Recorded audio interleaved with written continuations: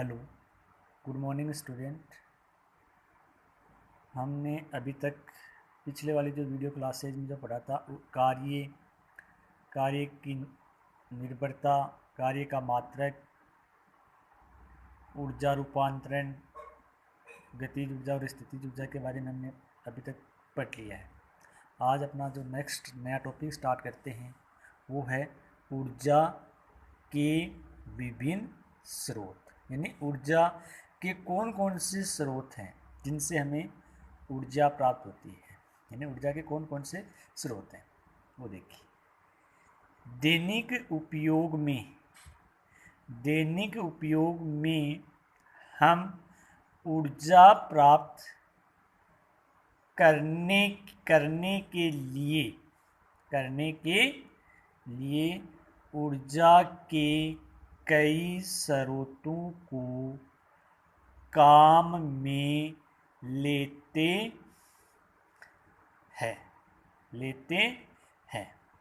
यानी दैनिक उपयोग में हम ऊर्जा प्राप्त करने के लिए ऊर्जा के जो कई स्रोत हैं उनको काम में लेते हैं। जैसे खाना पकाने के लिए, खाना पकाते हैं या भोजन पकाते हैं तो भोजन या खाना पकाने के लिए कोयला से ऊष्मा प्राप्त होती है, यानी कोयला, लकड़ी, केरोसिन, ईंधन गैस यानी एलपीजी या जो सीएनजी गैस, गोबर गैस, बायोगैस जिसको कहते हैं, आदि का उपयोग करते हैं, आदि को काम में लेते हैं, यानी ईंधन वो खाना पकाने के लिए। ठीक उसी प्रकार जैसे गाड़ियाँ चलाने गाड़ियाँ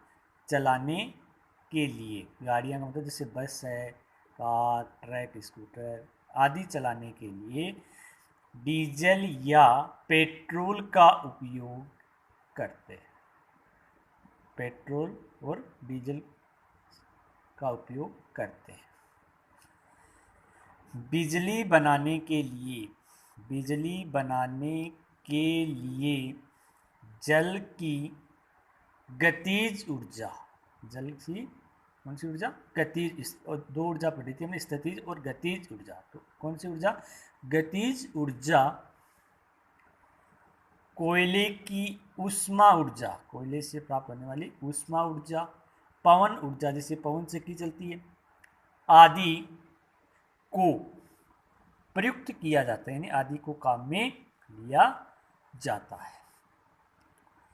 अब ऊर्जा के स्रोत, सबसे पहले बात करते हैं हम परंपरागत ऊर्जा स्रोत, यानी परंपरागत ऊर्जा के स्रोत कौन कौन से हैं। रसोई गैस, जो सिलेंडर में एलपीजी जो गैस भरी जाती है वो, रसोई गैस, डीजल, पेट्रोल, केरोसिन, प्राकृतिक गैस जिसको नेचुरल गैस कहते हैं, खनिज कोयला आदि पदार्थों को पृथ्वी के गर्भ से निकाला जाता है, पृथ्वी के अंदर से इनको निकाला जाता है। ऐसा यानी इनका जो निर्माण कैसे हुआ इन गैसों का, ये जो पेट्रोल वगैरह डीजल वगैरह जो हम ज़मीन से खोद कर निकालते हैं, पृथ्वी के गर्भ से निकालते हैं, तो इनका निर्माण कैसे हुआ था वो देखिए। ऐसा माना जाता है कि लाखों वर्ष पहले पृथ्वी की भूगर्भ हलचल से अनेक जीव जंतु और पेड़ पौधे भूमि के अंदर दब गए थे। यानी ऐसा माना जाता है कि लाखों वर्ष पहले पृथ्वी की हलचल के कारण जो पृथ्वी के ऊपर मौजूद जीव जंतु थे, पेड़ पौधे थे, वो पृथ्वी के अंदर दब गए थे। लंबे समय के बाद क्या हुआ? यानी लंबे समय बाद भूगर्भ के अधिक दाब यानी प्रेशर ज़्यादा था और टेम्परेचर भी ज़्यादा, यानी वह दाब व ताप अधिक होने के कारण ये जो पेड़ पौधे थे, ये पेड़ पौधे पेट्रोलियम एवं खनिज कोयले में बदल गए। यानी लंबे समय के बाद अधिक दाब और अधिक ताप के कारण ये पेड़ पौधे और जीव जंतु पेट्रोलियम एवं खनिज कोयले में बदल गए। इस प्रकार पेट्रोलियम पदार्थ और कोयले का निर्माण हुआ, जिन्हें क्या कहते हैं? जीवाश्म कहते हैं, जिन्हें जीवाश्म ईंधन कहते हैं, जीवाश्म ईंधन कहते हैं। इन पदार्थों की रासायनिक ऊर्जा, ये जो पदार्थ थे इनकी जो रासायनिक ऊर्जा को ऊष्मा ऊर्जा में बदलकर, इन पदार्थों से जो हमको रासायनिक ऊर्जा प्राप्त हुई, उस रासायनिक ऊर्जा को ऊष्मा ऊर्जा में बदलकर हम उपयोग में लेते हैं। जैसे कोयला है, कोयले को जलाते हैं तो कोयले से जो कौन सी ऊर्जा हमको प्राप्त होती है? ऊष्मा ऊर्जा प्राप्त होती है। तो ऊष्मा ऊर्जा के रूप में उसको काम में लेते हैं। नेक्स्ट देखिए, हमारे द्वारा प्रयुक्त काम में ले जाने किए जाने वाले पेट्रोल, डीजल, प्राकृतिक गैस एलपीजी, सीएनजी, कोयला आदि जीवाश्म ईंधन तथा कास्ट यानी लकड़ी ईंधन को ऊर्जा के परंपरागत स्रोत कहते हैं। क्वेश्चन आ सकता है कि ऊर्जा के परंपरागत स्रोत कौन कौन से हैं? तो इसमें आपको ये लिखना है कि प्राकृतिक गैस, कोयला, ये तो क्या है? जीवाश्म ईंधन है। और कास्ट यानी लकड़ी, ये जो कौन से हैं? परंपरागत ऊर्जा के स्रोत हैं।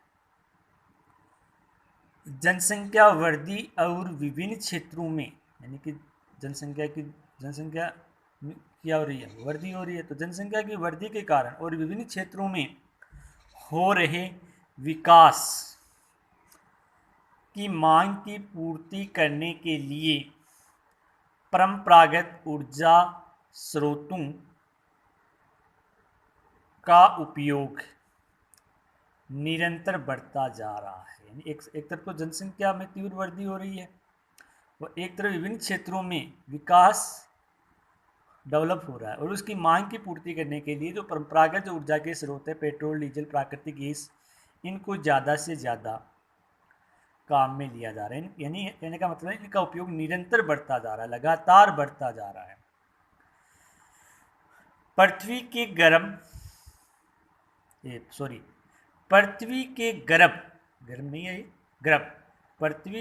यानी पृथ्वी के अंदर से निकाले जाने वाले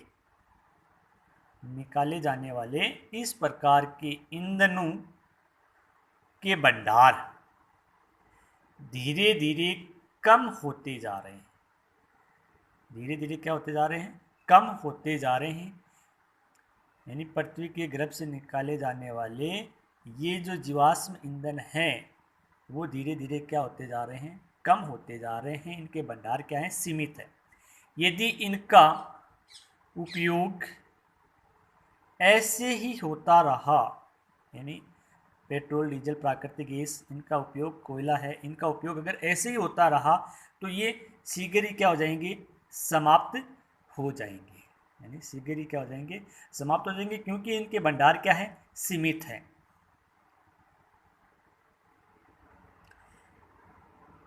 यदि इनका उपयोग ऐसे ही होता रहा तो ये शीघ्र ही क्या हो जाएंगे?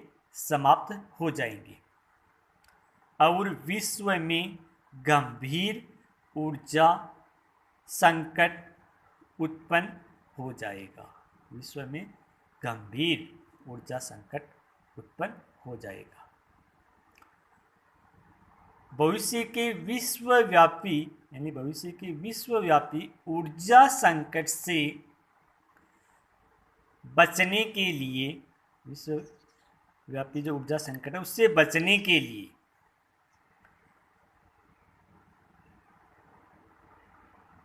यह आवश्यक है कि ऊर्जा परंपरागत स्रोतों का, ऊर्जा के जो परंपरागत जो स्रोत हैं पेट्रोल, डीजल, कोयला, उनका स्रोतों का